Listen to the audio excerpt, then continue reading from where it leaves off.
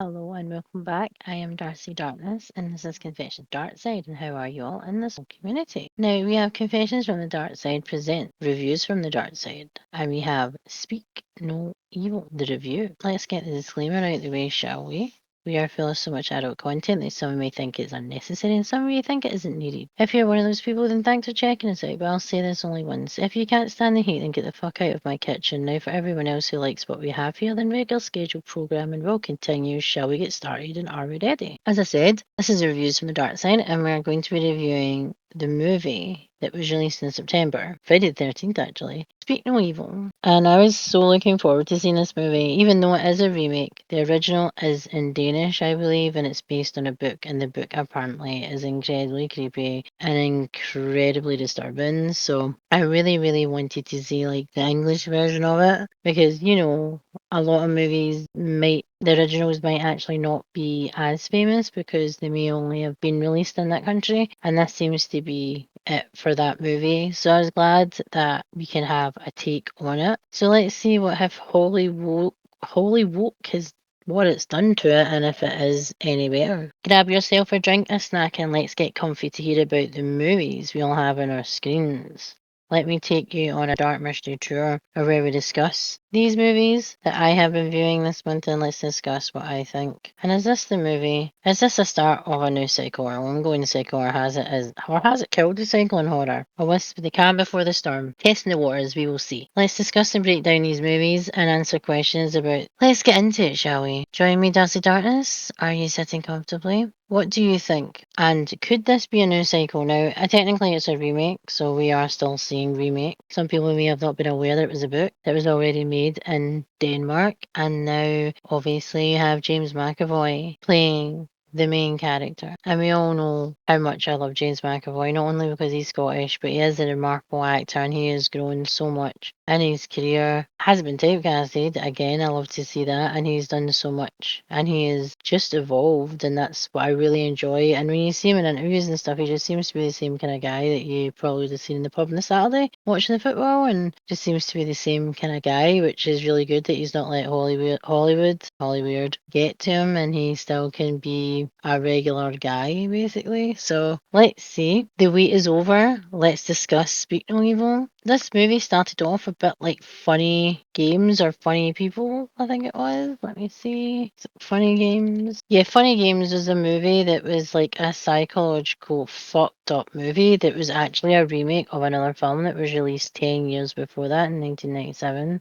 And the movie starts off like really odd and obscure. It's like a family in a car, and then it just terror basically, and that's how Speak No Evil starts. It's a family that are on holiday, and then it's just all quiet and stuff. The daughter asks to do something, and then they tell her not to. She's about maybe 12. I think she is 12 because they do discuss her age and how she's not mature for 12.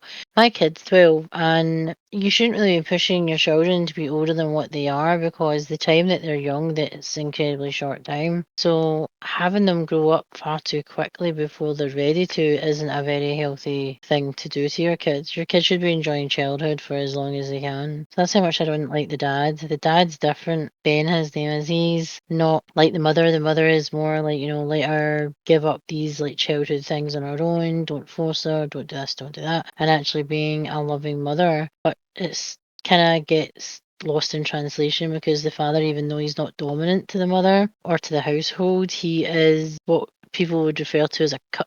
Basically, he just lets everybody walk all over him, and he won't stand up for himself or his family like at all. And you notice that throughout the whole movie. Which for this is what seems that is a story about a lot of manipulation and abuse. And James McAvoy makes his appearance. He drags a lounger, like a sun lounger, from like the pool over to where he's sitting because he asks the family, like, are you using this? And he says no. So he, instead of picking it up, they think he's going to lie beside them, But he doesn't. He drags it all the way over. Then he does a cannonball in the pool like a complete dickhead, bringing attention to himself, as you do as a fully grown adult, don't you? A really kind of posh, laid back, kind of really picturesque, beautiful place that they're staying in Italy. James McAvoy is actually staying below the family, and he is dancing all weird like your dad at your second cousin's saying his wedding. It's absolutely awful. He does a few things in this movie that make me cringe so hard. I literally wish I was tearing my skin. I wish I was in a different body, even more than anything else. I wish I was in a different body and I was in some place safe. Literally felt like a whole like broken back and forth moment there. He's a bit weird. Pulling a Melvin, as we call it here, when you meet a random guy, you get him drunk and become best friends. That happens. Because what can I say about us Scots? We seem to be very welcoming and we just don't really give a fuck. We want to have a good time, so take that as you will. Would you let a guy you didn't know put your daughter on a motorbike without a helmet? A lot can happen. The wee girl wants to be Agnes, her name is. She wants to be on the back of the motorcycle, and the mother surely does say like, no, no, no, no, and he's like, no, it'll be fine. I'm an expert. He said, really, the stranger that you literally looks like a serial killer is going to touch your touch your child by put them on the motorcycle and then take you around on the motorcycle? No, thank you. Safety first, people, especially in this day and age. James McAvoy is looking dodgy, as inappropriate as this character seems to be, and you'll hear that a lot. The character's very inappropriate, very creepy. It makes you feel very uncomfortable, his presence, and I know that's why he was obviously the character is. He was there to be under your skin and for you to hate him. He has a really weird Irish accent that kind of goes off. Is he supposed to be Irish? Who knows? He's been using a lot of Scottish insults, so it's like really weird as well. I'm not sure if he's supposed to be Irish, but it keeps changing if he doesn't know where he is from. Is this a wee hint by any chance? This isn't his actual voice and he's just playing up for the people around him basically. Is this a hint? He's very creepy asking the dad too many questions and apparently he hates vegetarians. The mother is a vegetarian and he literally kind of goes for them. And I swear to God, her name's Louise. But he really does go for it. He says like, "Why are you a vegetarian? Is it just for like like cruelty, like because you're against animal cruelty or it's health?" And she says it's both, but a lot of the time people become vegetarians for many different reasons. But he's a bit of a cock about it. But again, we've all been there when we're trying to ask people, "So why don't you eat meat?" Seriously, gave up all that delicious meat. Really? All the more for me then. All that meat be similar to what he said, which is kind of obnoxious, but hey. Yes, I have been that cock. Because we are carnivorous by nature. It's very confusing for me. Apparently Italians love kids, but not the French, and he pulls a face at a French family. He says it loud enough to embarrass them and the people sitting with him. They won't see it and it's really cringy. Like, did he really just say that? Toilet paper protocol. This is what made me laugh. Because it's the kind of inappropriate shit that I put people and subject them through every single day. Toilet paper protocol, making people uncomfortable talking about with them, inviting them to sit with them and then put them off all at once. The etiquette of bog roll folding. Are you a screenshot or a folder? Does it even matter? Apparently to Paddy, who's played by James McAvoy, apparently a screenshot, you could end up miscalculating the wipe and end up with shit on you, or maybe that's your thing. Or a folder, does that get it more accurate? The perfect wipe, basically. And he literally, the guy's face is absolutely mortified. I pissed myself laughing though, but because it was again something I would say and something that I've probably thought about, and I did think about it a lot. Again, he's really overbearing, and I literally am full on cringe all the way through this movie. I literally felt and kept telling myself to scratch off my skin to see if that would make me feel any better because I was the most uncomfiest in a movie ever. I watch a lot of gore, I watch a lot of horror, I watch a lot of body horror and violent movies, and they have not made me feel this way. And it's not really the movie itself, it's James McAvoy, it's his presence as Paddy that literally makes me want to detach myself from my body because it's wrong in so many levels, and he's such a good actor that he's made me not hate him, but not want to continue watching. That's it. But you can't help yourself, so you watch anyway. So well done, bravo, Mr. James McAvoy. He admits their kid struggles to communicate because of his small tongue, but if he was your dad, would you not be the same? It's weird. The kid seems to be withdrawn from his family and not like close. Like they don't really know how he is. If he was born unable to communicate, then they would be signing or they would have some sort of communication protocols, wouldn't you? So you could better understand his needs and not just the needs of the child, but the child can actually interact and be part of a conversation rather than just be sitting in silence. There would be things and gestures that he would understand, yet they don't, or they just don't care. Back home, they've returned from their holiday, and also Paddy and his missus, who's played his games Kiara, had said like, oh, you should come to ours and after the holiday, you know that thing, that really uncomfortable thing that people talk about when you meet people and then they want you to like be their friend after the holiday. Usually I would have not did any of those things, but I would be really kind of tiresome already if I had to like use my energy for strangers and go to their house and like actually socialise out with a holiday. Do you know what I mean? So it's like meh. You see that they live a different life and they live in a posh house in London, kind of affluent area, and the house is very, very nice. The dad wants his daughter to stop sleeping with her rabbit. Oh, when I say rabbit, it's actually a bunny rabbit plushie before your minds are in the gutter, not the adult toy. He believes she should be grown out of that for now and she should grow up. And again, it's hard to believe a father would want their daughter to grow up far too quickly, especially the way the world is today. Kids are not kids for a long time. And again, when is it okay to shame your child? Never. And if she wants to keep a stuffed plushie for fucking life, for her whole fucking life, she can. You don't just wake up one day and want rid of your belongings and just grow up. What a fucking twat. So Paddy, who's played with James McAvoy, has invited them to his farm. And they can hang out, catch up, as the kids get along apparently with each other. Well, the kid doesn't speak and the other kid, well, she doesn't really speak either. I'm glad I am not a social butterfly anywhere so that people want to invite me places because that never ends well now, does it? Creepy farm road and a creepy feeling. I would still live here because I'm that creepy. I feel couple swapping vibes and swinger vibes from Paddy and his wife or his partner. Did you? It's just the way they interacted with them and they're trying to, it felt like, you know, that thing where people test the waters where they're trying to figure out, are they swingers or did they just say some right inappropriate jokes? And I'm literally looking at my webcam and I don't even have it on because it's the kind of look of, you know, the look I'm talking about, don't you? Going on about your kid needing contact sports, we kept going on about how he's too sensitive. Now contact sports aren't for everyone and no one should have to feel like they have to do it to prove a point to like their parents or their peers or anyone else for that matter. He always goes on about like he's really quite arrogant against sensitivity, like he's a boy and things like that, and this really annoys me because some kids are like myself are brought up to not show emotion or they can't show it. Well, I've struggled to show it, but even when I did, it felt like you were doing something wrong, like it was a weakness, when it's actually incredibly normal and it literally can be your superpower. Also, why in old houses do people keep the original furniture? It's because when you buy a house, you have to accept all the terrible decor from the original owners. You have to keep their shit, or is it an omen if you get rid of it? Because there was a lot of terrible looking furniture, wallpaper, and just everything in that place. It just felt all off and odd, like a rundown house that you can't afford to keep up, which a lot of toffs would have, believe it or not. Again, they were like making dinner with the knife for carving. And when I seen it in the box, I was just like, oh, it was just, again, I pick up on these things and little things like this always make me happy. Because again, it was a traditional gift as a wedding present usually, or when someone dies and you get their shit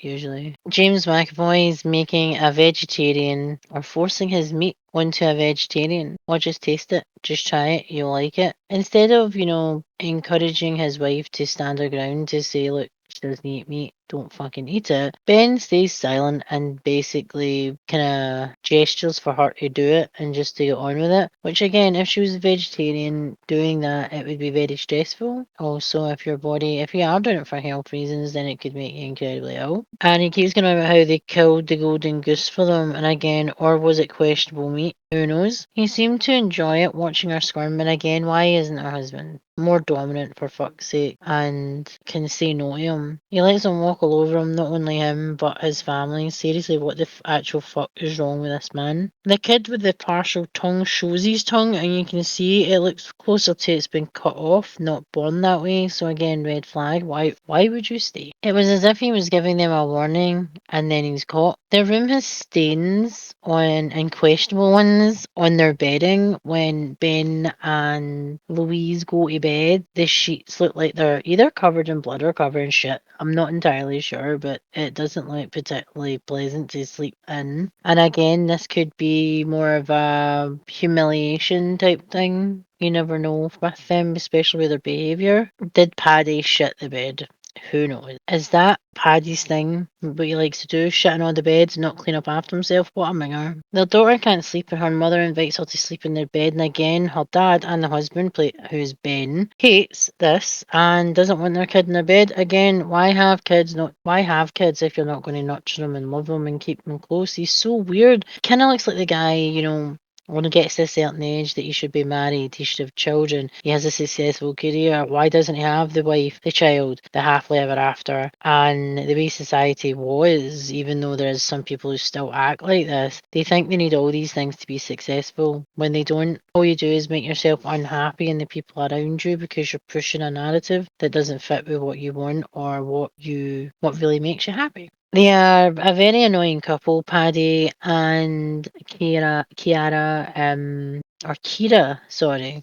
It's just the way it's spelled, Kira. And they're like singing and walking through the forest, foraging. You can see it's very fake and very put on, and how much it's like, beat this, I'm better than you, we're better than you, and we know it. Paddy grabs his son and he's quite aggressive, showing that he's done it more than once to his kid. And you can tell by the way the kid acts that he's kind of jumpy and stuff because he's not sure, because it's like a war zone probably for him when people aren't there. Again, they strip down for cold plunge therapy because Paddy keeps going on about how it's really, really good for like repairing anxiety. It is good for all these things. But he's literally just dragged this family that he's met on holiday and he wants to get naked and jump into a fucking freezing cold water with them. And they jump in, and Aunt, who's the kid, or their kid, he can't swim and they don't fucking care. And he keeps going on and on about it. Like, if he'll sink, he'll swim. Who knows? And you shouldn't fucking joke about that because water is dangerous. Kira actually turns around to Louise and says that she should be ashamed that she's a great body and she should take her clothes off. And again, just because you have a nice body and you may look good to other people with your clothes off doesn't mean that you feel comfortable in doing that, especially someone with a stranger. Technically, even though you know them and how much do you really, really know them? And that's the thing. Some people still don't take their fucking clothes off in front of people when they've known them all their life. But hey, kind of tries to make them do it, but she gets down to like her bra and I think that's about it. And she doesn't jump in, but she looks really out of place because they've made her that way. Paddy and his wife keep being like overbearing to each other. It's seriously, James McAvoy has such a presence of what the actual fuck is he up to, and holy fuck, he's a creepy bastard. All at once, it's a weird kind of hot, but I'm here for it. A stranger coming to babysit looks dodgy as fuck, and he speaks little English apparently. Keep an open mind for later with this character. Def Leppard Animal, and I love that song, and he's driving like a cock. This is Paddy. But hey, the music is awesome. I'll let it slide for now. He's giving off I like you a lot vibes to the other guy, and it's kind of weirdly stalker-like. Again, why do I think this is, let's say, interesting? Alone in the restaurant, and again, he pushes she eats fish, and he argued she's not a vegetarian. But again, that's true if she does eat fish, which is a pescatarian, means that she's not a full vegetarian, so she could have had fish, but she kept saying she was a vegetarian. But again, you might actually just eat it due to the fact that you need like the omega-3s. But again, if this is true, he makes himself out to be such a cock, and he just wants to antagonize everyone. It seems my skin is crawling with his behaviour. Like, actually, you're not comfortable about his presence. You keep thinking, reveal your true self, Paddy, you nut job. Their son shows the girl like a bunch of stuff in the parents' room, and it's like watches with other people's names on them, not Paddy's, meaning they aren't either thieves or something else. Again, another warning. Is he trying to warn them that his parents aren't who they claim to be? Perhaps. Ding, ding, ding. He's intense, but in a bad way. You can be intense and it's exhilarating, but not in this case. It's uneasy and weird. Again, I said James McAvoy was brilliant. Now, Paddy and Kira get really uncomfortable with the kind of prudish Americans. Not saying Americans are prudish, but this couple is American who stay in London, and they are very quite closed off with their PDA, basically. They don't like hold hands and kind of do affection at all. And again, that can be for many reasons, not comfortable, the way you're brought up, the way you have become, you never know. But they literally go on about how they have sex every day and it's like a workout and they love basically being together. And again, sounds incredibly familiar. No wonder people hate us, but no. They find out that they've not had sex for 6 months. And I was just like, why would you divulge that information at dinner in front of people? What the fuck? And all I kept thinking was to myself was, please tell me they're at least having a wank, as that's not healthy for anybody. Also, Paddy's Mrs. Kira pretends to get on her knees in the restaurant, and well, it's all a joke to make them feel uncomfortable because they seem to be getting entertained by how they react to their behaviour, as they aren't like them, so their behaviour would put a prude in an uncomfortable position. Wee bit of exhibitionism, not judging it. We've all done it. And under the table she goes, not actually pretending to give that service, but maybe you have. Who am I judge? I am not going there. We've all done things that maybe have made people uncomfortable, especially with their partners, whether if you're drinking or if you're out and you just like make a joke and all that carry on. But these guys are not that crowd. You can tell just by the way they dress and the car that they drive and the way they drive and all that carry on. You can just tell that they're not kinky. They're very vanilla. Probably missionary with the lights off. Who the fuck knows? Again, if you like that, then that's fine. I'm just saying, live a little. You only live one. They admit that they're swingers basically as well. And again, not everybody is ready to hear that sort of information, especially with someone you met. Unless you're actually at a swingers holiday, then it's okay probably, and people would just expect it. James McAvoy gets up to dance yet again to an 80s classic by Alana Miles, Black Velvet, and it is a sleazy song that if you were dancing with someone, you would have to be incredibly close. That's the thing with that song. And when people sing it and people actually cover it, I hate karaoke, but when people sing it, you feel it, especially if they actually can carry a tune and they can sing. You feel it. It's a song where you can literally feel it in places. So they are trying to push them to see what they can get away with, it's like. And again, no kink shame. There's never any kink shame on my channel or my platforms. Everybody likes their own. Everybody enjoys what they enjoy. But pushing this on to others, that may not be so cool either. Ant is with Agnes when they're being babysat by that strange guy, and he lifts up his top and he shows that he's got scars and bruises and contusions and everything like that. Years of abuse. We don't know how long the abuse has been on for or if this is recent, but we know that the boy is not in a happy place and there is something not right with him, and it seems that they've caused it. That's what I felt. They had caused his anxiety, his distress, and they have made him a shell of a boy because he's like scared to do anything. So when Paddy comes back, he realizes someone else has been in his room and has touched his shit, and he is not happy camping about it because again, even though they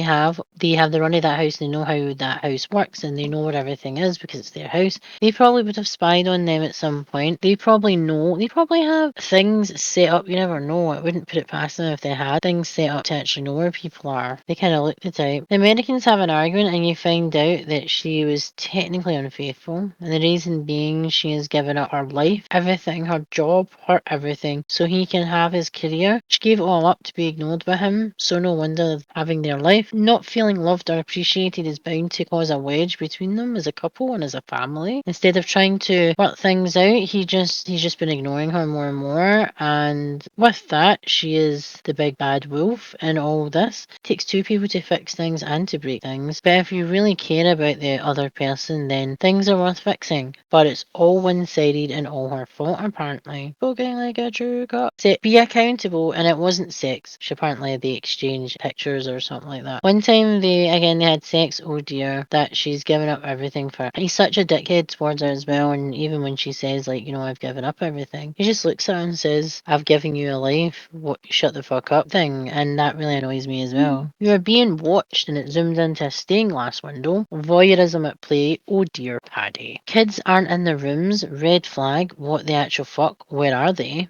The mother, who is called Louise, goes to the next room and it ends up being Paddy and Kira's room, and not only is Paddy and Kira in bed, but Agnes, her daughter, is sleeping beside Kira, and also Ant is between Paddy and Kira.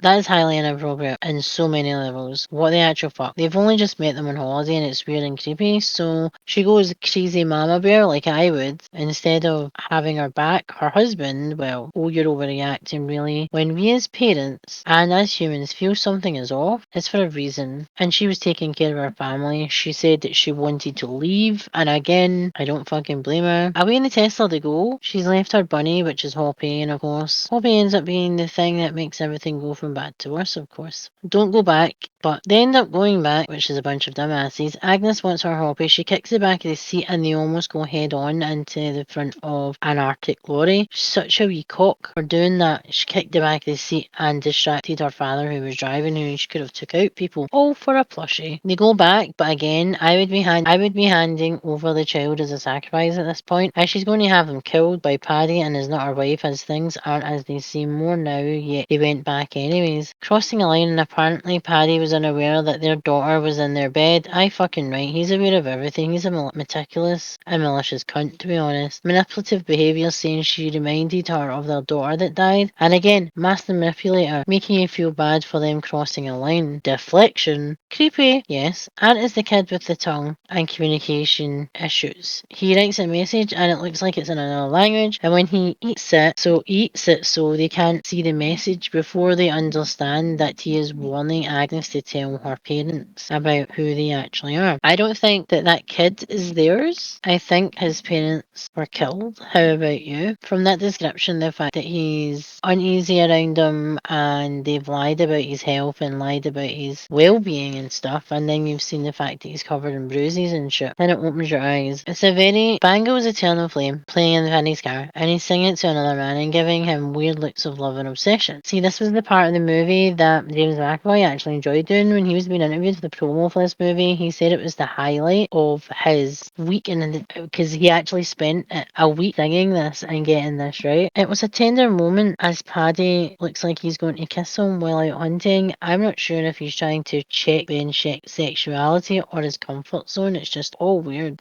Paddy screaming at the top of the hill, looking very beast-like and so fucking funny, but incredibly odd. But we all just drive up to the tallest point of a meadow and scream at the sky, don't we, into the valleys? No? Okay then. Paddy with the PDA again. She cuts herself and she isn't a doctor, while Louise gets cut when she's making dinner. He said he was, and then he lied, and then said it was impressive, then he lies again, and then he says it's so bloody weird fucking with him. Apparently Agnes is a mouth chewer, which is their daughter, and she's being told to stop it, and that she has no etiquette. From Paddy's missus, it's weird, and her mother tells her to stop picking on her, which is rightly so. Fuck off and deal with your own fucking business. Fuck off. Again, my husband and I both found the movie uncomfortable with interactions, so it wasn't just me. We had to discuss that because I had to pause the movie because I was like, this is weird. I don't understand why the fuck I'm feeling this way. Teach our kids we can be honest with each other. Really, people in glass houses, seriously. Cotton Eye Joe dance? What the actual fuck? Nope, never appropriate. A song about an STD and kids dancing to it gives me the fear, and knowing that it went to #1 gives me an even bigger fear. And Ant isn't in time with the music. No rhythm, and he's being so abusive towards the kid. It's causing him anxiety and he's getting mad. Paddy is sitting on the chair at the table and he looked evil as hell that the kid is doing it to annoy him and being forced to continue, whether he wants to or not. Forcing the other husband to push his daughter to continue because they ain't done yet, as Paddy wants them to put on a show. Like, you're there for his entertainment alone. He throws a roll and it gets aggressive. He is acting like he's losing control, that he wants it to be over with, and yet he knows he needs to wait. Paddy shouting, go to your room, and they leave cause of his behaviour. It's so uncomfortable again, he acts closer to an alcoholic with anger issues. She wants to leave now, but I bet the car has been fucked with. Who knew that would happen? Everyone. She wants to leave now, but I bet the car has been fucked with. Who knew that would happen? Everyone. He can stand up to his wife, but not to Paddy. One word, cook. Ant tries to steal keys while Paddy is asleep to show more to Agnes so that she will tell her parents and warn them. The wife is speaking to the Americans and Ant is trying to show Agnes something. Trapdoor in the barn never goes to plan. Is this a dungeon? A dungeon can be awesome, but this one, if it's anything like the area where the house is situated out in the middle of nowhere for some reason. But if you what if it seems to be other people's belongings? They have lived there or been lured there. So all the families, she wants to leave now, but I bet the car has been fucked with. Who knew that would happen? Everyone. Oh, it's a Neil. It happens. It does happen. But just as you're about to leave, he's kicked off, knowing that you're going to leave, like it's all planned out. He can stand up to his wife, Ben, but he can't stand up to Paddy. He can say shit to his wife that hurts like fuck because he's got that whole toxic masculinity thing going on, but he can't stand up to a man who's been abusive to a kid and been abusive to his family and abusive to his family. It's okay for Paddy to do it because he has a penis apparently. So no, that's never tolerated and never acceptable. Aunt tries to steal keys while Paddy is asleep, showing more to Agnes so that she will tell her parents. The wife is speaking to the Americans, who is Kira, and Aunt is trying to show Agnes something. Again, there's a trap door in the barn, and there's like K over it, obviously to obscure it. It kind of looks like a dungeon, like plenty of dungeons are cool. You got roleplay dungeons to actually play games in, and then you have other roleplay dungeons to play action games in. Either or, very, very good. But the one that they've got, well, it's not really a dungeon, it's basically an area of the house situated where it's under the house. It would probably be used for storage or whatever, and when it was used as a farm, it probably was used to either whatever the farm is growing, or if they had animals and stuff, it'd be like things like that would be stored in there. It seems to be other people's belongings that are there, people that have lived there, people that have came to stay there, or have they been lured there? That's the question. Is this what Aunt's been trying to tell the wee girl all along? I think so. All the families that they've met on holiday or met and they've invited, he's killed them, it seems. You see all the photos and all the photo albums of all the families with them, and the next photo that goes inside is theirs, the photo that was taken by them. And then you see a photo of Aunt with his parents and a sibling, and Aunt had a tongue, meaning, like I thought from the start, his tongue was removed. So you couldn't tell anybody. But why keep a child? Why keep an innocent child and kill his family? It's just fucked up. She took pictures of everything on her phone to show her parents, which is a very smart do. Agnes tries to get her dad to play a game with her, and he refuses till he finishes his coffee. And again, he's an absolute dickhead of a man, spoiled by having a nice family, and yet he cannot take the time to spend it with his daughter, and isn't even acknowledging that his daughter is not herself. Again, he's a dick. So Paddy wakes up, and then Aunt is trying to put the keys back without him waking up, and then he does. Paddy says, "Show me love," and grabs Aunt, and he wants Aunt to hug him. It's so fucked up. It's the weirdest dynamic ever. If he doesn't show him love, then he knows he's going to be tortured of some sort. So he gives him a hug, and you can actually see the way he's breathing. It's obviously not comfort. He's scared, and he literally is in fight or flight all the time. I know what that feeling feels like, and it is not pleasant to go through. And he's literally had everything taken from him, and he's with these people who actually killed his family, and he's not allowed to say or do anything. And they abuse him, and they hurt him, and he just wants Agnes's family to stay alive. And Agnes stabs herself to make it look like she started her period so she can show her mum the picture. She's a very smart wee girl for 12-year-old. She tells her to be brave. They came back for her bunny, for fuck's sake. I think the time for brave is over, and they would be home by now, and they wouldn't have to be going through this. Lock the door, she tells her. Really? It's their house, you plonker. They're going to fucking know how to get in and out of the locked doors. They're also going to most likely, if they have anything underground under the house, like they've got like a basement, like not dungeon, but a basement area of the house, you really not think that Paddy and Kira know everything about that house? They've lived in it. You never know. That house might never have been theirs. They might have actually taken it from somewhere else. You never fucking know. Now they know they are next. It's taken this long for them to realise that they are being led up to be hunted, and they're going to die. Really? Just now? Not the other behaviours that they've been subjected to. That's it. Not adding this up. Maybe is it just me that I'm incredibly paranoid and I always think of the bad things before the good things? That's why I'm more paranoid and more aware that humans aren't nice and humans don't always claim to be the people they are. So that's why I would have this summed up already. Can't read their facial expressions, but anger and aggression live through it. So no, I wouldn't tolerate that at all. It's again funny game. It's funny games in the country, on the UK countryside, basically. If you can remember Funny Game, that was similar and that was barbaric. It's with a little bit of the movie The Hunt that's on Netflix, where people are taken from certain places and then they have tags on them and they're running to get away. And the whole thing is rich people are bored and they get random poor people or plebs and fight them off, play them off each other, so they have to be hunted. And that's pretty much what they like. It seems that Paddy likes this, to bring them into false security, push their buttons, manipulate them to the point where they'll do anything for it to stop, and that's how it goes. Paddy knows they know now, and the straw in the trapdoor was moved, so he knows, like I said, he's meticulous. He absolutely is aware of someone in his stuff, someone touching his stuff, someone being in his things. He is very aware of that. Again, not case at all, is it?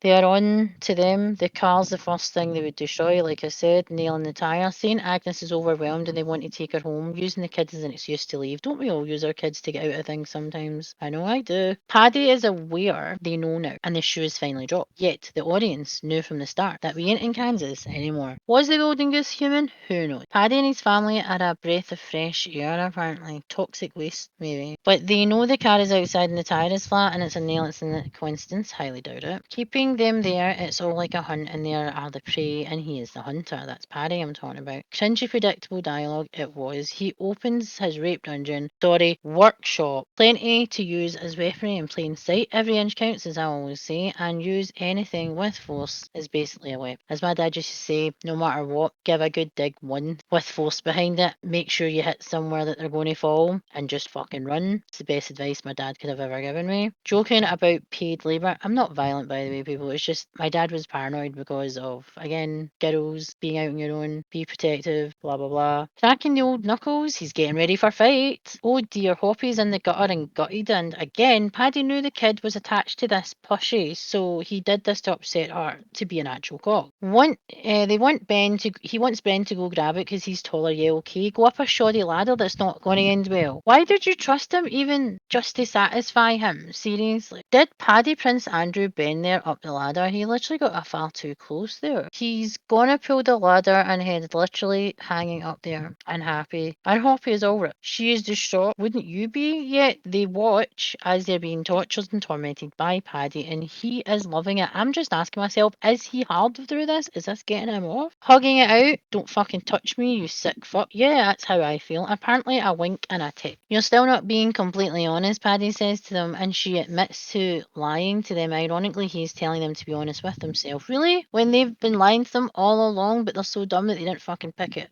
up. They said that Ben and her are breaking up and they need to go home and work in their family. No, you need to stop making small talk and get the fuck out of there. Stop massaging his ego and theirs and fuck off. She admits an infidelity, and honesty is the first step to fixing things, and Ben loves her very much, and she and him, and she's like, doesn't look like it. It looks like a sexless marriage, and they're just staying because they have a child. That's never a good thing, by the way. Not in this day and age, don't stay. Just as they're about to leave, Paddy throws Ant into the river, and he can't swim. Then they close the gate so they can't leave. So they cannot leave, and a gunshot is fired, and instead of driving and leaving, they extort them for 200k. They are prisoners. They drug the kids, apparently. That's what they do. They extort the money from the parents as much as they can, and then they drug the kids because they don't kill kids, apparently. Well, I think they do kill kids, but they sedate them first because they're no monsters, but they just kill their parents. They remove the tongue so they cannot escape or tell anyone. Thick puppies that they are. But they've only ever kept Ant, which is weird. His parents and sibling were drowned by them, and he says, you'll be with them soon, don't worry. Apparently, Paddy's missus wanted a child, so they took one, but they think a girl would be better, so they have their eyes on Agnes. Why are you doing this? Because you let us? What the actual fuck? Really? If someone squared up to you, why would you not fucking back down? Ben, you pussy. The American wife, which is Louise takes out McAvoy, and she's actually has more balls,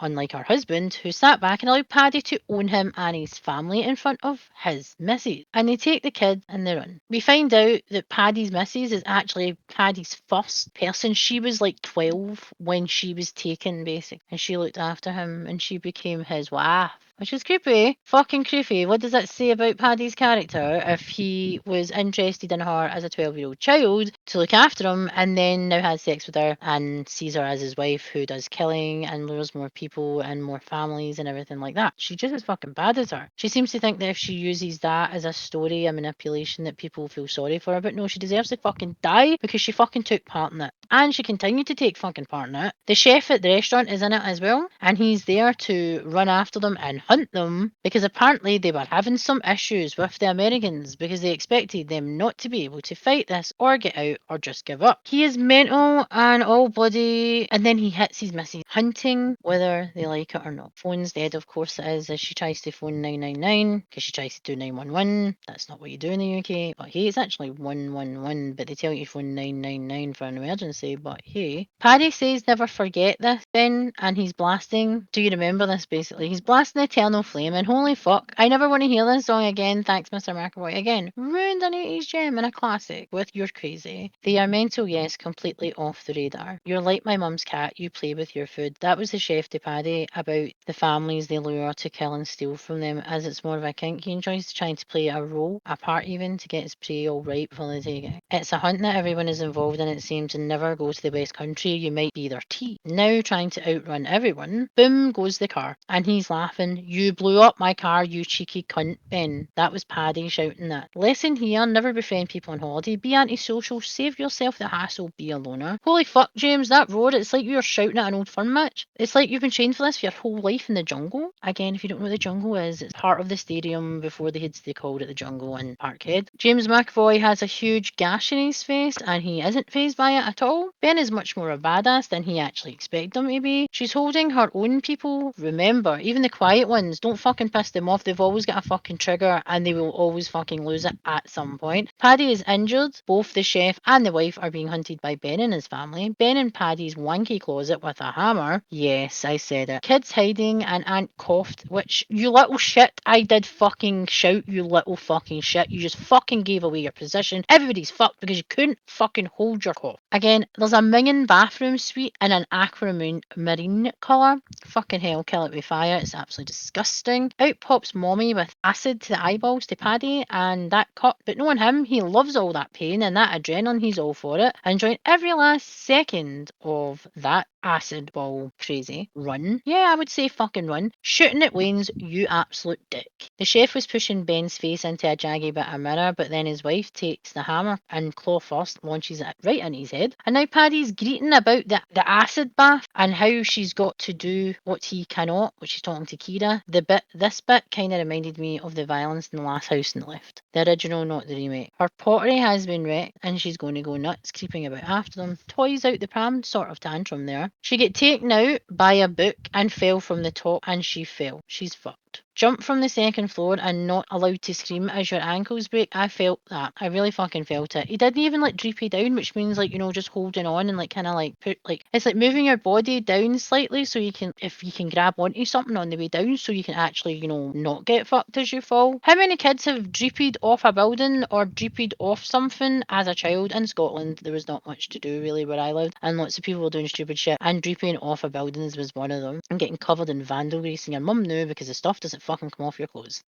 Also, they are taking an awfully long time to get away, Paddy, so he's still around looking like a beast. He has Agnes, no shit. Ask him to put the gun down. He puts the fucking gun down. I get it, it's your child, but fucking shoot the prick before you fucking put the gun down, you idiot. Kira's deeds, and he's fucking sad about it, but again, he'll just get another one. He says that he's going to use Agnes. Agnes then special K's Paddy because that's what he was giving the kid, a sedative called ketamine. He says he's going to meet his new wife, his new Kira, which is fucked up. McAvoy now disappearing down a K-hole, so I don't know if he gives a fuck about dying or being killed or anything like that, but he's literally away down a magical mystery tour of ketamine heaven. He is falling faster down the K-hole and he doesn't know what to do and he can't do anything about it. That's my boy as Aunt caves in his skull with a massive brick and screaming about it. He needed a good scream about it. He's been through enough. These hunters always get greedy and they are taken out by one couple that they least expected to be. They got what was coming to them finally. It seems this full village was in on it. Aunt holds Hoppy and that kid's going to need therapy for life. In the photos though, you see the babysitter is in one of the photos. Apparently he doesn't speak much English and I'm not sure if they had his tongue removed as well or they did something to him, but it was fucked up. He says that he's going to deport him and shit as well, so it was weird. It was all weird and obscure. Really fucked up. And now Eternal Flame, good job, it's not Cotton Eye Joe. This has been an uncomfy movie to say the least, that I felt I needed to sit and rock myself in a shower till I felt human again, and I don't feel human very much. But holy fuck, he plays a mentalist. Being Scottish has its perks. Being able to go from from good guy to nut job in the thick of a switch. Being Glaswegian prepares you for a lot, and Mr. McAvoy has proven that. We Scots are much more than what we let you see scratch the surface, and you still ain't seen the true crazy. You have been warned. Let's see what IMDb says about this movie. So, what words do we have? It is a psychological drama, definitely, and psychological horror, yes, and psychological thriller, yes, horror, drama, and thriller. All at once, a family is invited to spend a whole weekend in a lonely home in the countryside, but as the weekend progresses, they realise that a dark side lies within the family who invited them. It's directed by James Watkins, it's also been written by him, but again, the original writing is from a book, a Danish book, which was a Danish movie. It stars James McAvoy, Mackenzie Davis, Scoot McNairy, Aileen Francothi, Alex West Leffler, Dan Hall, Chris Kitchen,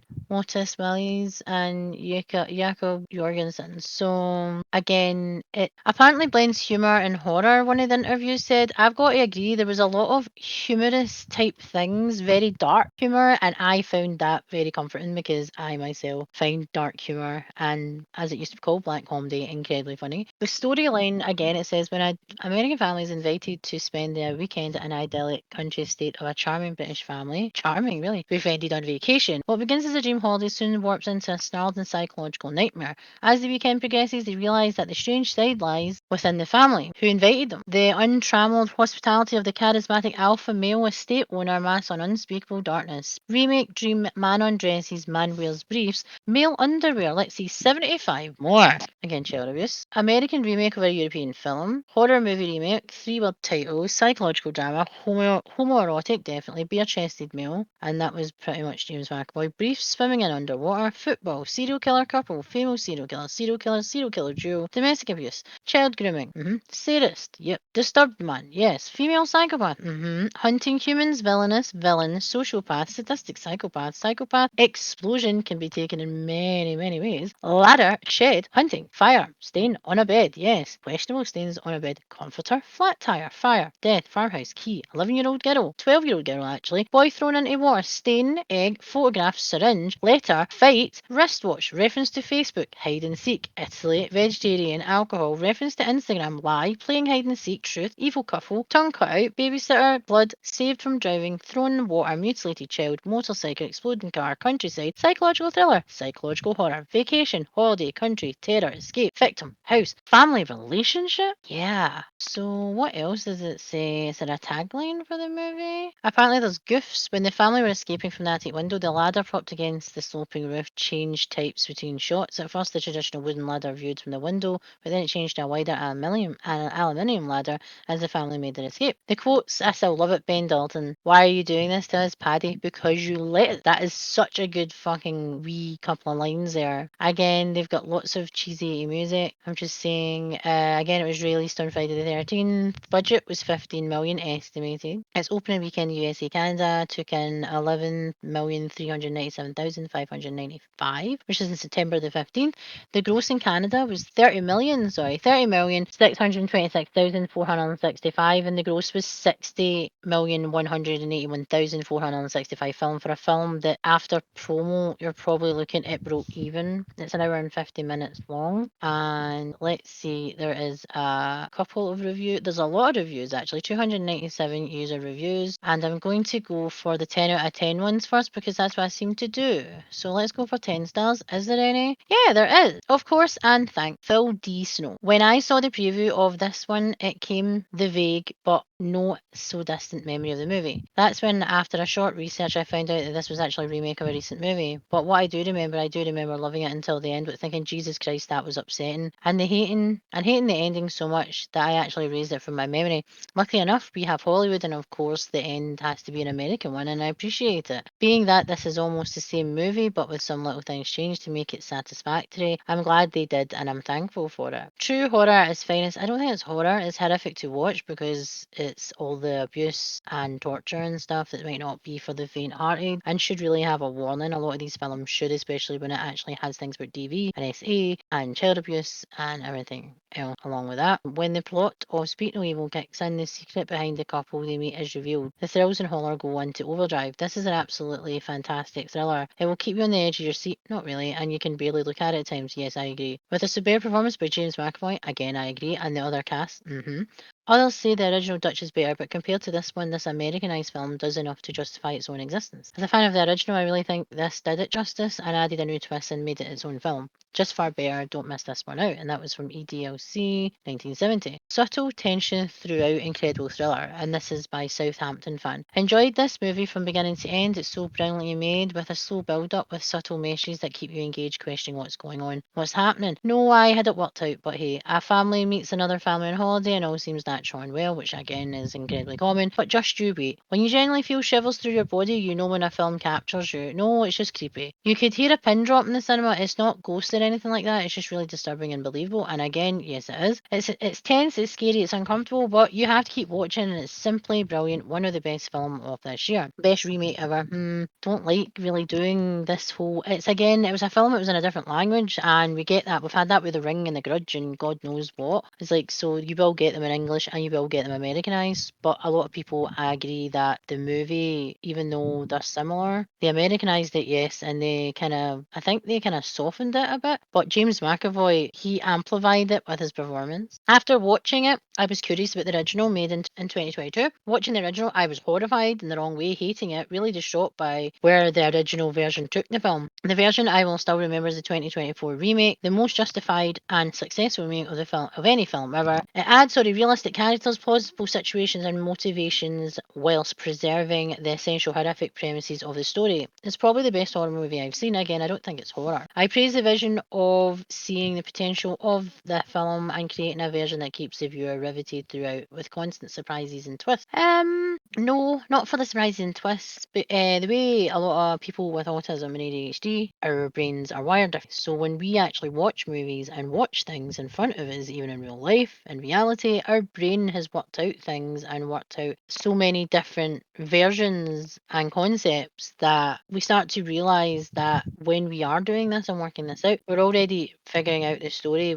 I try not to do it when I watch a film, but sometimes, like movies like this, it's incredibly difficult, especially because there's abuse in it, and because, again, things happen in real life. Unfortunately, humans are cunts, and shit happens. Put it that way. There's a lot of tens, but I am going to see the people who have given it shit stars now, if there's any ones. One, it's super annoying characters, right? Spoiler. This movie portrayal of the couple, particularly the father, is deeply flawed and frustrating. The characters are irrational and weak, with the father being the most infuriating. His inability to communicate with his family is baffling. Rather than addressing critical issues head on, he remains passive and avoids conflict. I had that issue. I really did. Making him seem completely out of touch with reality. Again, I agree. The lack of decisiveness makes him not only look like a poor partner and parent, but also an ineffective protagonist. In situations where any reasonable person would act swiftly and protectively, he remains frozen, indecisive, or shockingly complicit. It's hard to understand his thought process as he seems to actively ignore the dangers around him, further isolating himself from his family. The mother doesn't fare much better. She too is portrayed as irrational and overly dependent on the father's weak leadership despite his consistent failures.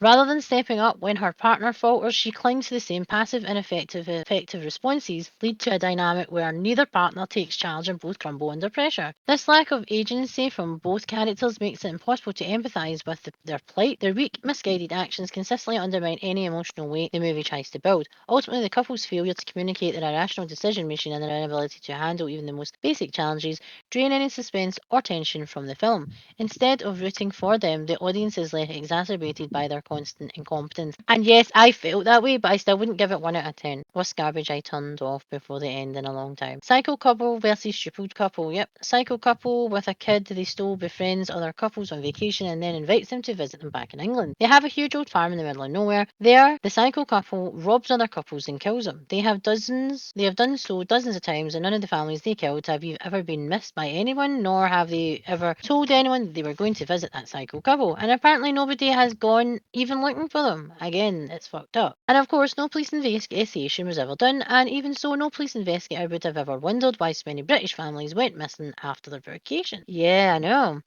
But they're not British. The families aren't British though. Aunt's, I don't think Aunt's family were, and also the other people in the photos didn't, and they're Americans. So again, it's weird. And that would could be commonality in all those cases. Sounds stupid, yes, because it is, but that's by far not half of it. The psycho couple does not rob and kill the family right away, but they entertain them as guests and hang out with them in the deserted country house. Yes, it's called a fucking game of cat and mouse. They're literally manipulating them and they are playing a game with them, because Paddy is not only a fucking nut job, but he's also enjoying everything he's doing because he knows exactly what he's going to do. But he's playing a fucking game with them. He's getting them to trust him. He's trying to push their buttons to see what they'll fucking do. See if he's got a fucking challenge. That's what he's doing. He's not just fucking befriending them. He's doing it because he is trying to see if someone will actually push him back. He even says it to Ben. You let us. If he stood up to him, then he would maybe stop, or they would get killed. Who the fuck knows? Who knows? Maybe because they're psycho killers and all, they thought somebody would see them all together like nature lovers, campers, or hikers, and then the stupid movie would get at least a little bit interesting. But no, of course, being murderous psychos, even the absolutely dull, gullible, and stupid couple they plan to rob and kill in this movie notice something is off and leave. And then after 45 extremely boring minutes where psycho couple and gullible couple just talk about boring stuff at length, but on the way home, stupid couple's daughter gets in a hissy fit because she forgot her beloved puppet. It's not a puppet, it's a fucking it's a plushie at the House of Horrors. So stupid couple turns the car around and they drive back to psycho couple's farm just as they fled. And of course, psycho couple manages to convince them to stay a little longer. Again, bad movie. They manipulate them. That's the thing. It's another boring 30 minutes of boredom, partying in the garden, talking nonsense, and so on. When stupid couple finally discovers the murderous intent of the psycho couple, 80 totally stupid and boring minutes have passed. I fast forwarded most of them, I must admit. Then some confrontation and fighting ensues, but also in the most boring and stupid way possible. At this point, I could not take it any longer and turned that garbage off. There was absolutely nothing in this stupid movie before that made me want to see it and how it ends. You just don't care about the stupid couple because they are so annoyingly stupid and gullible that you wish psycho couple had finished them off right after their arrival at the farm. Agreed. Wait, why didn't they? Because the whole stupid movie would have been over in 10 minutes. Worst garbage I fast forwarded and then turned off before the end in a long time. Again, you've missed out a lot of things in the concept of the movie and why they were doing what they were doing. Again, Cape Fear without water. Again, I give this movie 3 out of 5. Again, we both discussed our favourite parts. We discussed our favourite parts and how weird it felt to be in an uncomfortable place for the entire movie. It was predictable, but we wanted you to join us and watch it. Let us see how you feel and if it made you feel like you weren't in Kansas no more. James McAvoy bringing this character to life and also making us wanting to fuck him up even more, making you want to slap the fuck out of him. Does everyone become stupid in danger? Prepare yourself, people. I liked how you can never judge a book by its cover, and that Paddy and Cole got their just desserts and got what was coming to them. They said, but they will never be the same again. Save their marriage, we'll at least have something to discuss in therapy. No jail, just revenge from a traumatized child, and well deserved. Have you saw Speak No Evil, and what did you think of this director's take on this story? As this is an original movie that was made in Denmark and also from a book, and the book is said to be an eye-opener for a very disturbing book. Let us know if you like Speak No Evil, if you're looking forward to it, and you think James McAvoy is a fucking Scottish treasure and he should be like in everything. Like in the comments below. What is your favourite role that James McAvoy has played? If you like content like this, remember to go check out Confession from the Darkside social media platforms, which are Twitter, Instagram, Facebook, YouTube, Amazon Music, Spotify, and Buzzsprout. Let us know what you think over on our social media platforms. Let's get chatting about this topic, all the topics. Let's grow our community and spread how awesome the horror community actually is. If you need to reach out to us at any point, we have some email addresses. We have Confessions from the Dark Side, all lowercase, no spaces, at gmail.com. Confessions from the Dark Side presents Reviews from the Dark Side, Speak No Evil, the review. I am deeply still freaked out and a wee bit, please don't touch me right now. Freaked out, disturbed even. I will see you in the next one. I'm Lady Dust Art and the Dark Side. Later.